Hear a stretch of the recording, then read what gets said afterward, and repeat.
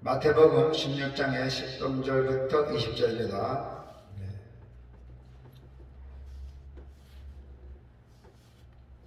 예수께서 빌립보 가이사랴 지방에 이르러 제자들에게 물어 이르시되 사람들이 인자를 누구라 하느냐. 이르되 더러는 세례 요한, 더러는 엘리야, 어떤 이는 예레미야나 선지자 중에 하나라 하나이다. 이르시되 너희는 나를 누구라 하느냐. 시몬 베드로가 대답하여 이르되 주는 그리스도시요 살아계신 하나님의 아들이시니라. 예수께서 대답하여 이르시되 바요나 시몬아 너가 복이 있도다. 이를 내게 알게 한 이는 혈육이 아니요 하늘에 계신 내 아버지이시니라. 또 내가 너에게 이르노니 너는 베드로라. 내가 이 반석 위에 내 교회를 세우리니 음부의 권세가 이기지 못하리라.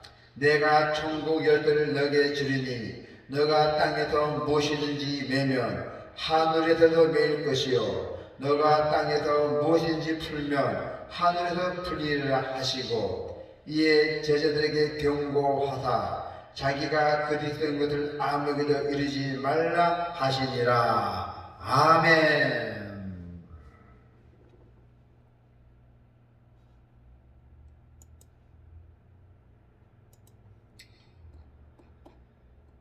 오늘 주님의 말씀입니다.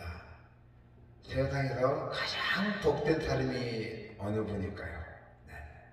한 인간의 불행은 마땅히 해야 할 일을 하지 않고 자기가 스스로 좋아하는 일만을 하는 데서부터 비롯된다고 합니다. 그러면 불행한 사람은 유감스럽게도 자기가 해야 할 일과 자기가 좋아하는 일이 별도로 있습니다. 여기에 문제가 있다는 것입니다. 좋아하는 일은 해서는 아니 될 일이요 마땅히 해야 할 일은 자기가 원치 않는 일이란 말입니다. 이렇게 분리되고 모순된 생을 살아가려면 아주 평온함과 동시에 그 일생 전체가 불행할 수밖에 없다는 것입니다. 한마디로 말해서 여러분의 그 직장 생활을 해본 사람들 많이 있잖아요. 또 현재 직장 생활하고 계신 분들, 직장 생활 자체가 자신의 즐거움이라면 얼마나 좋겠습니까? 내가 직장에 있다는 것만 해도 얼마나 좋습니까? 내가 일할 때 장소가 있다는 것이, 그 일터가 있다는 것이 얼마나 좋겠습니까? 그것이 바로 내가 좋아하는 것이라고 한다면은 그 사람은 행복한 사람일 것입니다. 내가 당연히 해야 할 일이며 또한 내가 좋아하는 일이니까. 그런데 이것이 별도의 것이 되어서 해야 할 일은 죽기보다 싫고 꼭 해서는 안 될 일만 좋아한다는 것입니다. 우리가 세상에 살아가면서 음식으로 보아도 그렇습니다. 먹어서 유익한 것이 입에도 닿으면 얼마나 좋겠습니까? 그런데 이상하게도 인간은 몸에 안 좋은 음식을 좋아하고 몸에 유익한 것은 아주 싫어하잖아요. 우리가 보약을 먹어봐도 보약을 쓴다는 것이 좋다고 하잖아요. 자, 그렇다면은 인간의 교양이라는 것이 무엇입니까? 인간의 인격이 수준한 것이 바로 여기 있다는 것입니다. 당연히 해야 할 일을 즐기는 것이요 즐거운 일이 곧 해야 할 일이라 했습니다. 내가 즐거운 마음을 느끼면서 그 일을 할 때 만족을 느끼는 사람, 또 이렇게 제재라된 사람, 그 사람이 행복한 사람입니다. 어떤 일이 주어졌을 때 난 기쁘다, 감사하다, 하나님 저에게 일을 주셔서 감사합니다. 그런 사람 얼마나 행복한 사람입니까? 거기다 더 큰 불행한 행복이 소유해 있다고 착각한 데 있습니다. 더 큰 불행한 행복. 여사에 보면은 많은 사람들이 돈만 벌면, 돈만 많으면은 무엇인지 다 될 수 있다고 생각합니다. 황금 만능주의자요. 이것을 철학으로 믿고 따라가다가 패가 망신한 사람들이 많이 있습니다. 얼마나 불행해집니까? 얼마나 부끄러우십니까? 이것으로 인하여 구제불능으로 불행해지는 것을 우리가 주위에서도 많이 보고 있습니다. 이것은 잘못입니다. 소유가 곧 행복은 아닙니다. 그것은 소유가 있는 것은 그나마 근처만 더할 따름입니다.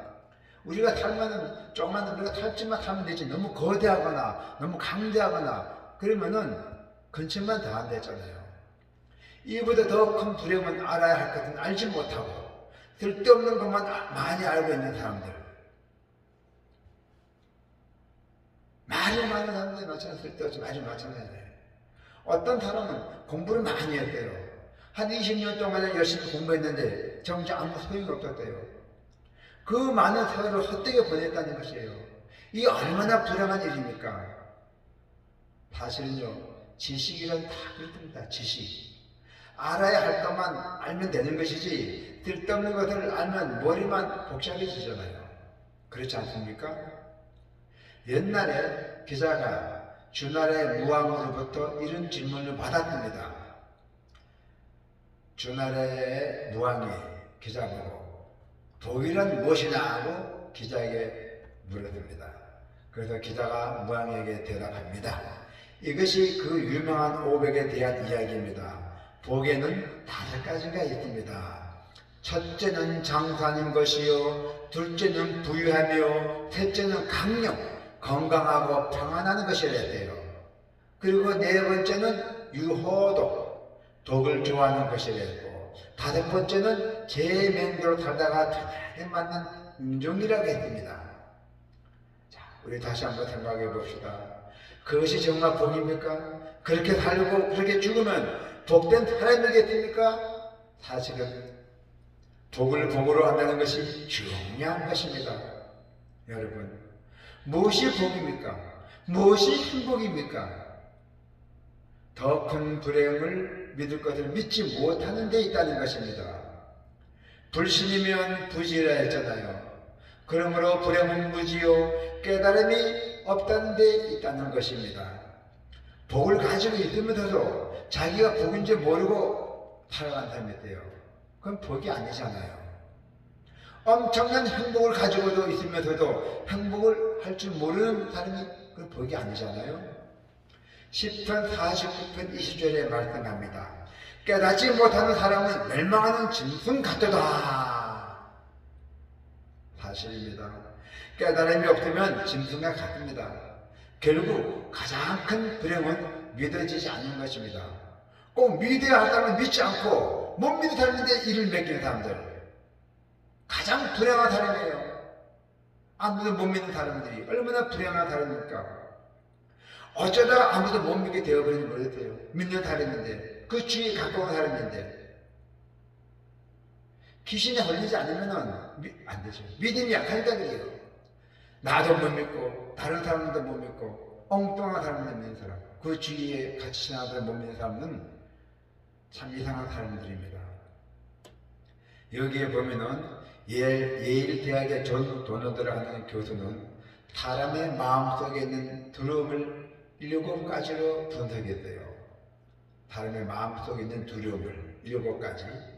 첫 번째는 실패에 대한 두려움이었고, 두 번째는 이성에 대한 두려움, 세 번째는 자기 약점이 드러날까봐 하는 그 공포에서 오는 자기 방어에 대한 두려움이었어요. 네 번째는 다른 사람을 믿을 수 없다는 두려움이에요. 즉, 자기 가까운 사람을 믿을 수 없다는 두려움이잖아요. 다섯 번째는 생각하는 것에 대한 두려움, 자기가 생각하는 것에 두렵다는 것이죠. 여덟 번째는 말하는 것에 실수가 있을까 하는 두려움. 마지막 7번째가 중요합니다. 홀로 있기가 두려운 것입니다. 홀로 있기가. 자기가 홀로 떨어진 것 같은 존재다. 이것에 대한 두려움이 있다는 것입니다. 그렇습니다. 이 두려움이 있는 동안에는 절대로 지식이 성립이 되지 않습니다. 두려움은 곧 무능으로 통한다잖아요. 두려움이 있으면 지능이 떨어지게 되고, 우리도 잘 알지 않습니까? 학생들이 벌벌 떨고 있으면서 알는 것까지 다 모르게 되잖아요. 우리가 시험 공부 며칠 놔두고 시험 공부 열심히 했대요. 막상 시험장 들어가니까 좀 떨려. 그러면 생각이 납니까? 잘 안 나잖아요. 시험장에 가다가 벌벌 떤다면 그 많은 공부가 아무 소용이 없다는 말입니다. 여기에 중요한 것은 바로 상징적 의미가 있잖아요.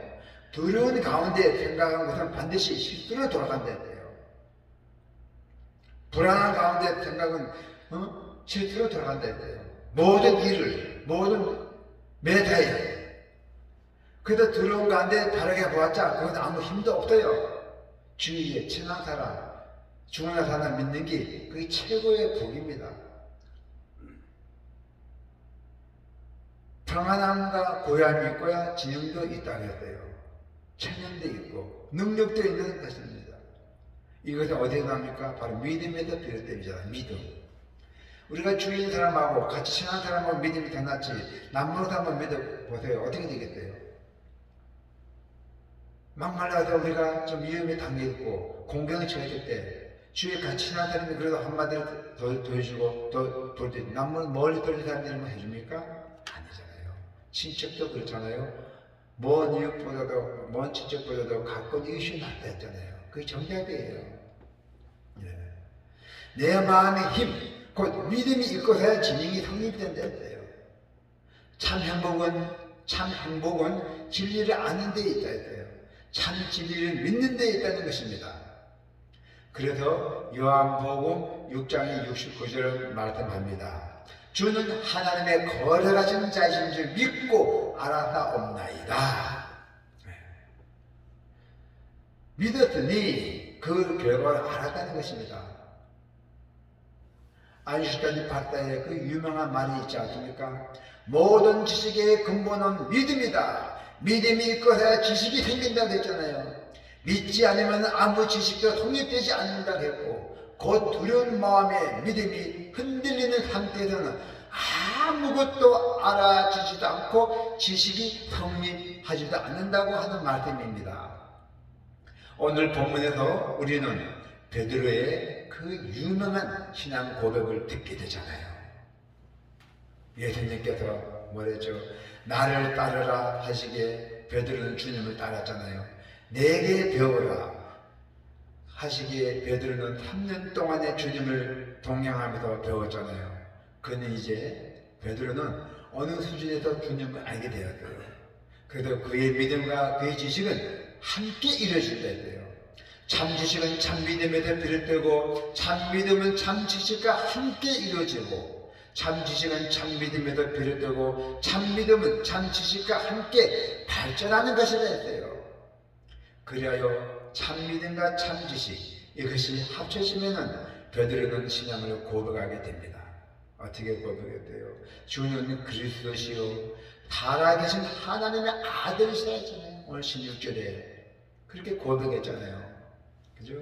주는 그리스도시요 살아계신 하나님의 아들이시라 했대요. 이게 얼마나 그 고백입니까? 신앙 고백입니까? 또 예수님께서 물으셨습니다. 너희는 나를 누구를 하느냐? 15절에 나왔잖아요. 직선적으로 물으잖아요. 너는 나를 누구냐 하느냐? 다른 사람이 나를 어떻게 가냐? 나를 뭐 어떻게 보는 가냐? 너는 나를 누구냐 고백하냐? 너는 참으로 귀중한 말씀입니다. 예수님께서 개인적으로 하실 찍어서 얘기했잖아요. 내 하나님은 누구냐고 물으실 때 너가 믿는 바는 무엇이냐고 다시 물으셨어요. 하나님을 안다는 것 이것은 일평생의 가지예요. 하나님을 생각하지 않고 나를 생각하기 때문에 내가 모르는 것이죠. 내가 섬기는 하나님을 위해서 나에 대한 지식이 성립된다 했어요. 우리는 이 말씀을 잊지 말아야 합니다. 여기에 또 보면은 프랑스 종교교육관 칼뱅은 그의 저서에서 첫 페이지에 이렇게 말했습니다. 하나님께 대한 지식이 없이는 나 자신에 대한 지식이 없다라고 했대요. 나에 대한 지식이 나 혼자서 이루어지는 것이 아니라고 했대요. 나를 본다고 나를 알아보게 되는 것이 아니잖아요. 하나님을 보고야 나를 보고 하나님을 알고야 나를 안다고 했답니다. 할렐루야. 하나님을 발견하기까지는 나 자신을 발견할 수 없다는 것을 알아야 합니다. 자신을 발견하기까지는 자기의 가치, 자기의 존재, 자기의 행복도 없다는 것입니다. 이 중요한 진리를 통념님께서 잊어서는 안 된다는 것입니다. 또 포가에서는 하나님을 모르는 인생이 행복을 찾는다는 것, 쌓여있는 건처 더미에 바늘을 찾는 것과 같아겠대요. 여기에 중요한 것은 그 건처 더미에는 원래부터 바늘은 없었다는 것입니다. 바늘이 있을 것이라고 생각하고 찾고 있을 뿐입니다. 우리가 하나님을 모르고 하나님을 바로 찾기 전에는 그 모든 것들, 지식이든 재산이든 노력이든 수고든 무엇이든 간에 다 그것은 아무가 의미가 없다는 것입니다. 하나님을 우리가 모를 때는. 그래서 우리는 이것을 반드시 알아야 합니다. 천당 가기 위해서만 믿는 것이 아닙니다. 더욱 중요한 것은 오늘 나의 생의 의미도 하나님을 아는 데 있다는 것입니다. 미래의 문제만이 아니라 현재의 문제도 하나님을 아는 데서부터 비롯되는 것이며, 그리고 하나님을 찾기까지는, 하나님을 만나기까지는 내 모든 존재의 의미는 아무것도 없다고 했대요. 하나님을 만나기까지는 아무것도 없대요. 우리는 다시 한번 깊게 생각해야 합니다. 그래서 이는 그리스도를 아는 것이 하나님을 아는 것이요, 하나님을 아는 것이 나 자신을 아는 것이라. 아멘. 그래서 베드로의 신앙 고백은 참으로 중요합니다. 오늘의 본문을, 우리가 본문을 자세히 보면은 그 줄거리가 이렇게 이어집니다. 베드로가 주는 그리스도시요 살아계신 하나님의 아들이시다 할 때 예수님께서는 뭐래죠? 너는 베드로다. 18절에 나왔잖아요. 그때부터 베드로가 됐던 것입니다. 시몬 요한이. 예수님께서는 이름을 지어줬잖아요. 너는 이제 믿음이 강하다고. 나는 확실히 믿었구나.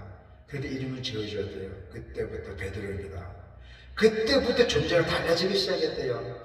바요나 시몬이잖아요. 바요나 시몬이 베드로가 되었던 것입니다. 베드로는 그 이름 뜻이 반석이라는 말이에요. 높은 이름입니다. 바요나 시몬은 요한의 아들 시몬이 이런 말인데 그건 아무것도 아닙니다. 갈릴리 어부일 뿐입니다. 바요나 시몬의 그 이름은. 그러나 신앙을 고백하고 우리가 예수를 똑바로 알아보는 그 순간에 바요나 시몬은 베드로가 되었던 것입니다. 우리가 일상생활 살아가는 데서 이름이 중요합니다. 이름 따라간 데였어요. 예, 이름 따라갑니다. 이단 베드로가 되었습니다. 이제는 바요나 시몬이 이단 베드로가 되었습니다. 어디 베드로뿐이겠습니까? 우리가 그리스도를 똑바로 알고 그리스도를 통하여 하나님을 바로 아는 순간에 딱 맞닥뜨리는 순간에 내 존재가 높은 의미로 바뀌는 것입니다. 할렐루야. 그래서 베드로의 고백은 중요한 것입니다. 주는 그리스도시요 살아계신 하나님의 아들이시냐 하잖아요. 이런 재미있는 말이 하나 있습니다. 가장 큰 행복은 사랑을 하고 그 사랑을 고백하는 것이래요. 사랑하지만 혼자서 사랑하기만 한다면 그것은 짝사랑이잖아요. 그 옛날 그 사랑 우리가 고백할 때 생각 좀 해보세요. 여러분 다 옛날에 할 때 사랑도 다 해봤잖아요. 사랑을 하고 사랑을 고백하는 순간에 거기에 행복에 그치겠다는 것입니다. 신앙이 있고 신앙을 고백할 때 거기에 내 존재가 있다는 것입니다. 당신은 그리스도입니다. 하나님의 아들이라고 고백하는 그 순간에 베드로가 된다는 것입니다. 베드로의 신앙 고백에는 매우 중요한 의미가 있었습니다. 그리스도를 만난 사람들은 많습니다. 그리스도를 따라다니면서 병 고친 사람들도 많이 있습니다. 아마도 예수님을 훌륭한 의사로 알고 있는 분도 많이 있을 것입니다. 이적을 본 사람들은 이상하다, 신기하다, 마술사로 아는 사람도 있었고, 어떤 사람은 예수님을 말씀을 들으면서 정말 지혜가 많구나, 예수님은 참 훌륭하다며 지혜로운 자로 생각하는 사람도 많이 있습니다. 어떤 사람은 예수님의 도덕적인 생활을 보면서 성년이라고 고려한 분이라고 이야기도 했습니다. 그래서 예수님을 랍비라고 부르고 선생이라고 부릅니다. 그러나 베드로의 경우는 다릅니다.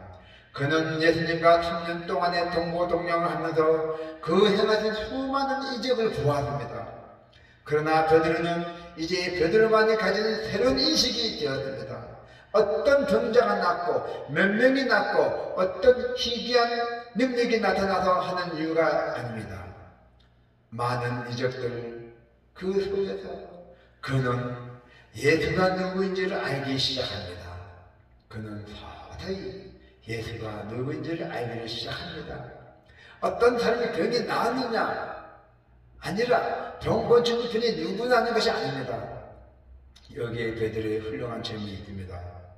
예수님의 그 많은 이적을 보면서 이분은 과연 하나님이시다, 이분은 하나님의 아들이시라는 것을 점점 알기 시작했던 것이었어요. 그래서 하나님을 인하여 내가 어떤 이득을 보고 신앙과 함께 내가 어떤 병을 고치고 또한 그리스도의 얼굴을 하늘에 보게 되고 하나님이 누구인가 하는 것이 점점 더 선명하게 드러나는 것입니다. 이것이야말로 복된 사람입니다. 할렐루야. 또한 예수님의 교훈을 들었습니다. 많은 말씀을 들었습니다. 지금처럼 녹음을 할 수 있는 때도 아니고 기록으로 남겨둔 때도 아니었습니다. 옛날에는 한국도 없었잖아요. 어쨌든 간에 듣기는 많이 들었어요. 이런 말씀 저런 말씀 자주 들었습니다. 베드로는 주님의 말씀을 따라다니면서 무엇을 들었느냐, 얼마나 들었느냐, 그 말씀이 옳으냐 그르냐 합리적이냐 불합리냐 적이냐 하는 이야기가 아닙니다. 베드로는 그 많은 말씀을 들으면서 이분이 하나님의 아들이다, 이분은 메시아다 하는 것을 알기 시작된 것입니다. 깨어졌던 것입니다. 근데 여러분 어떤 모습으로 교회에 나오십니까? 그 많은 날 동안에 성경을 읽었고 많은 성경을 읽었잖아요. 그리고 그 많은 날 동안에 찬송을 불렀고 그 많은 동안에 말씀을 들었잖아요. 얼마나 기억했냐는, 얼마나 기억한들 무슨 소용이 있습니까? 중요한 것은 그 많은 말씀을 듣고 들으면서 그리스도의 얼굴이 점점 밝아지는 것입니다. 그리고 그 앞에 있는 내 모습이 점점 더 분명해져야 되고, 그리고 내 앞에 있는 하늘나라가 환히 열리게 되는 것도 봐야 되고, 이것이 바로 복된 사람의 모습입니다. 할렐루야. 유명한 이야기가 하나 더 있습니다. 어느 날 무디 선생이 3,000명 앞에서 설교를 하는데 그날따라 더욱 은혜롭다고 합니다. 마이크가 없던 시절 3,000명이나 많은 그 사람도 굉장한 숫자였잖아요. 무디 선생은 열변을 토하듯 힘써 설교를 하였습니다. 설교가 끝난 후에 어느 저명한 대학 교수 한 분이 무디 선생에게 다 다가와서 이렇게 말을 건네줍니다. 선생님, 오늘 은혜 많이 받았습니다. 좋은 말씀 많이 들었습니다. 그런데 선생님 말씀에, 그 설교 말씀에 영문법적으로 틀린 말을 16번씩이나 있었습니다. 그렇게 말씀했습니다. 유명한 저명한 교수님께서. 그래서 무디 선생은 껄껄 웃으면서 이야기했습니다. 교수님, 잘못해야 것입니다. 그보다 더 많이 제가 해야 될 텐데요. 저는 이렇게 무심합니다. 그러면서, 그러나 저는 하나님의 말씀을 전하느라고 애를 쓰고 있는데 선생님은 그 많은 지식을 가지고 한 일이 무엇입니까? 하고 물었어요. 그렇게 대답합니다. 여러분, 도대체 하나님의 말씀은 무엇을 듣습니까? 하나님을 기억하고 무엇을 깨닫는 것인지 모르겠다는 얘기예요. 그래서 주님의 말씀을 계속 들으면서 베드로에게는 그리스도의 얼굴이 분명하게 보이기 시작했습니다. 당신은 그리스도이십니다. 당신은 하나님이십니다 하고 고백했던 겁니다. 얼마나 감사한지 몰랐어요. 베드로는 그것을 입에 달고 살았대요. 당신은 그리스도이십니다. 당신은 하나님이십니다 하고 그리스도가 왕이신 것을 알게 되었던 것이에요. 그리고 그가 주님을 되심을 알게 되었고 당신은 분명하게 확실한 주님이십니다 하고 찍었던, 낙인을 찍었던 것이에요. 메시아이십니다 하고 받아들이고, 이제 주님께서 그를 칭찬하십니다. 그런데 주님께서 베드로, 넌 참 칭찬도 좋은 말을 해주면 되는데 그렇게 안 했대요. 베드로야, 너 그동안 많이 배웠구나. 참 괜찮다. 주님께서 그래 하셨더니 얼마나 베드로 더 힘이 났을까요? 그런데 그래 아니하시고, 바요나 시몬아, 너가 복이 있도다. 이를 내게 알게 하니 이는 인력이 아니요 하늘에 계신 내 아버지시니라고 말씀하셨대요. 그렇게 믿음이 강한 베드로에게, 너는 보고 들었다. 보고 들은 그 경험이 있으나 그것을 가지고 안 것이 아니라 성령이 임하고 성령이 감동하다. 너 눈을 뜨게 하시고 너 귀를 열게 해서 너가 깨달았게 되었구나. 그놈으로 너는 복이 되다 했대요. 그래서 명심해야 됩니다. 지금 우리가 설교를 들으면서도 그리스도의 얼굴이 환하게 떠오르는 사람, 한 사람이 떠오르는 사람, 그 사람이 복된 사람입니다. 설교를 들으면서 아직도 무엇이 그렇게 못마땅한지 지루한지 그런 사람은 참으로 불행한 사람입니다. 아직도 적은 사람도 있고 핸드폰 보고 있는 사람도 참 불행한 사람입니다. 일부 예배에 나와서 좋은 사람 참 기가 막힌 사람입니다. 하나님 예배에 나와서 좋은 사람 참 기가 막힌 사람입니다. 누구를 위하여 전기 올립니까? 한번 생각해 보십시오. 이 얼마나 불행합니까? 중국에는요, 개방하기 전에 중국에는 교인들이 4시 반 일어나서 라디오 전파방송 듣고 있어요. 그래서 그걸 엮어갖고 전도하러 다녔어요. 중국에는요, 전도하다 걸리면 사형이에요. 옛날에. 지금 많이 나지 않습니다. 그 당시에는 사형에 처했다고 합니다. 제가 신학교 다닐 때 그 중국 선교사를 만나서 직접 만났대요. 자, 우리는 어떻습니까? 이 좋은 환경에서, 이 좋은 예배당에서 아침 11시에 나와서 참 얼마나 좋습니까? 여러분, 예수님의 말씀입니다. 다시 한번 들어보십시오. 너가 배우고 깨달은 것이 아니면 보고 들은 바 객관적 지식 외에 성령이 절대적으로 역사하다. 내 생각과 뜻깊은 것이 바로 내 뜻을 바로 잡아서 내가 누구인지를 알게 하였구나. 너는 복되도다. 너는 복되도다 하고 말씀하셨대요. 내가 누구인지 알게 되는지 아니 깨달았다는 것이잖아요. 요한복음 17장의 3절을 말씀합니다. 요한복음 17장의 3절. 영생은 곧 유일하신 참 하나님과 그의 보내신 자 예수 그리스도를 아는 것입니다 했어요. 아는 것을 좀 더 깊이 말하자면 알게 되는 것이죠. 알아지는 것이고 또 알아져야 아는 것이고 알아지지 않으면 알아지지 않는 것이고 안 믿으시면 안 믿으시는 것입니다. 어쩔 도리가 없잖아요. 믿어지고 알아지는 것 귀한 것입니다. 우리가 그렇게 될 때 이 지식과 믿음 위에 주님께서 바로 말씀하십니다. 너는 베드로다. 천국 열둘 너에게 주리라. 바로 이것과 함께 천국이 환하게 열리는 것이라. 아멘. 그 앞에 하늘나라가 열리는 것이다. 이 얼마나 놀라운 일입니까? 그러므로 너가 복이 있다고 말씀하셨던 것입니다. 주님께서 오늘 본문에 자세히 살펴보면은 여기에 보면은 기독론, 성경론, 인간론, 계론, 종말론 등이 다 종합되어 있습니다. 오늘 본문에 귀한 말씀입니다. 깊이 생각해야 할 것입니다. 누가 복된 사람입니까? 그 옛날 많은 순교자들 재산도 뺏기고 가족도 흩어지고 소중한 생명마저도 빼앗겼습니다. 그러나 순교자는 복됩니다. 예수 그리스도와 하나님의 아들을 알았기 때문입니다. 예수가 구주되심을 믿었기 때문입니다. 천국 여정을 가졌기 때문에 순교자는 복이 된다는 것입니다. 복된 자입니다. 그리스도가 하나님의 아들, 내 구주심을 믿고 알게 될 때, 그리고 그것을 고백하게 될 때, 이 사실을 우리가 일상생활 속에서 고백하며 간증하며 살아가는 사람은 참으로 복된 사람입니다.